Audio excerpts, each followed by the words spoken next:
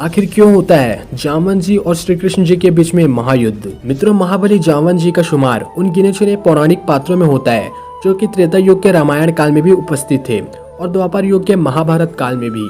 रामायण काल में जहां वो विष्णु अवतार श्री राम के प्रमुख सहायक बने थे, वहीं महाभारत काल में उन्होंने महाविष्णु मतलब कि श्री कृष्ण जी से युद्ध लड़ना पड़ा था।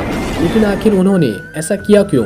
इसका जवाब जानने के लिए हम आपको वीडियो में पुराणों में वर्णित एक रोचक कथा बताते हैं। नमस्कार दोस्तों, मेरा नाम है दिव्यांश और आप हमारा चैनल देख रहे हैं गेट्स ऑफ हेवन। पौराणिक कथाओं के अनुसार एक बार सत्यजित ने भगवान सूर्य की उपासना की, जिससे प्रसन्न होकर उन्होंने अपनी सैमंतक नाम की मणि उसे दे दी। एक दिन जब श्री कृष्ण साथियों के साथ चौरस खेल रहे थे तो सत्यजित सैमंतक मणि मस्तक पर धारण किए उनसे भेंट करने पहुंचे। उस मणि को देखकर कृष्ण ने सत्यजित से कहा कि तुम्हारे पास ये जो अलौकिक मणि है, इनका वास्तविक अधिकारी तो राजा होता है, इसलिए तुम इस मणि को हमारे राजा अग्रसेन को दे दो। यह बात सुनकर सत्यजित बिन कुछ बोले वहां से उठकर चले गए। सत्यजित ने सैमंतक मणि को अपने घर के मंदिर में स्थापित कर दिया।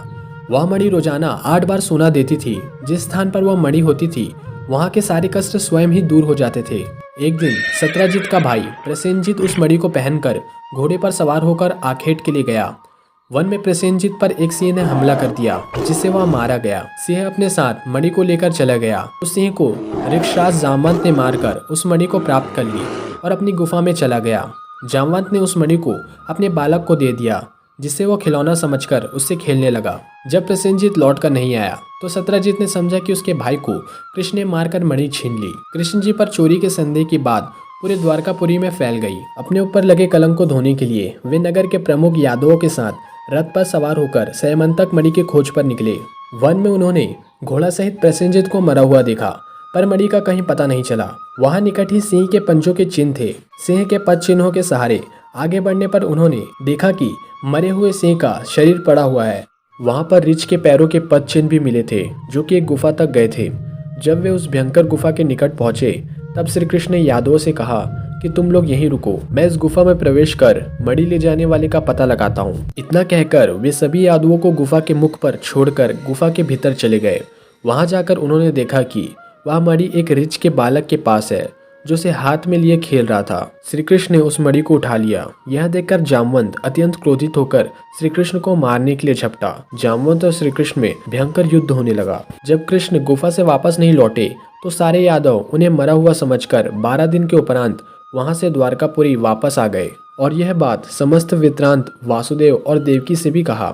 वासुदेव और देवकी व्याकुल होकर महामाया दुर्गा की उपासना करने लगे। उनकी उपासना से प्रसन्न होकर देवी दुर्गा ने प्रकट होकर उन्हें आशीर्वाद दिया कि तुम्हारा पुत्र तुम्हें अवश्य मिलेगा। श्री कृष्ण और जामवंत दोनों ही पराक्रमी थे। युद्ध करते हुए गुफा में 28 दिन बीत गए थे। कृष्ण की मार से महाबली जामवंत की नस टूट गई। वह अति व्याकुल हो उठा और अपने स्वामी श्री रामचंद्र जी को याद करने लगा। जामवंत के द्वारा श्री राम के स्मरण करते ही भगवान श्री कृष्ण ने श्री रामचंद्र के रूप में उसे दर्शन दिए। जामवंत उनके चरणों में गिर गया और बोला, हे भगवान, अब मैंने जान लिया कि आपने यदुवंश में अवतार लिया है। श्री कृष्ण ने कहा, हे जामवंत, तुमने मेरे राम अवतार के समय रावण के वध हो जाने के पश्चात मुझसे युद्ध करने की इच्छा व्यक्त की थी और मैंने तुमसे कहा था कि मैं तुम्हारी इच्छा अपने अगले अवतार में अवश्य पूरी करूंगा। अपना वचन सत्य सिद्ध करने के लिए ही मैंने तुमसे यह युद्ध किया था। जामवंत ने भगवान श्री कृष्ण की अनेक प्रकार से स्तुति की और अपनी कन्या जामवंती का विवाह उनसे कर दिया। कृष्ण जामवंती को साथ लेकर द्वारकापुरी पहुंचे। उनके वापस आने से द्वारकापुरी में प्रसन्नता व्याप्त हो गई। श्री कृष्ण ने सत्यजित को बुलाकर उसकी मणि उसे वापस कर दी। सत्यजित अपने द्वारा श्री कृष्ण पर लगाए गए झूठे कलंक के कारण अति लज्जित हुआ और पश्चाताप करने लगा। प्रायश्चित के रूप में उसने अपनी कन्या सत्यभामा का विवाह श्री कृष्ण के साथ कर दिया और वह मणि भी उन्हें दहेज में दे दी। किंतु शरणागत वत्सल्य से श्री कृष्ण ने उस मणि को स्वीकार न करके पुनः सत्यजित को वापस कर दिया। तो मित्रों, इसी तरह से ये कथा समाप्त होती है। वीडियो अच्छा लगा तो वीडियो को थम्स अप जरूर दीजिए और नए हैं चैनल पे तो चैनल को जरूर सब्सक्राइब कीजिए, क्योंकि इसी तरीके से पौराणिक कथा इस चैनल के माध्यम से आपको सुनने को मिलेगा। हरे कृष्णा।